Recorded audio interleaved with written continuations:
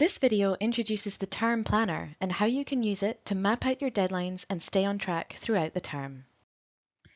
Across the top, you can see the weeks, 0 to 9, and the relevant dates underneath. Although there are only 8 weeks in the term, we've included 9 weeks just in case you have any assessment due after the end of term. First, enter your subjects into the far left-hand column. If you're studying part-time, you may only have one. Then, add each of your assessment tasks, including the percentage they're worth.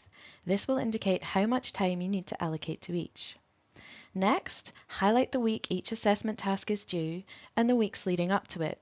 For example, a 2,000-word essay may take 4 weeks to plan, research, write, and edit. Once complete, you'll have a clear understanding of what you need to be working on each week. When you look at your term overall like this, you may notice a week when you're planning to work on too many tasks at once. If you see this, you can make your term more manageable by moving your deadline forward. This will ensure you have enough time to spend on each assessment without being overloaded. So now we've shown you how to do it, it's time to plan your semester. Download the latest template from below the video and get planning. For more tips and advice, visit the Academic Skills website.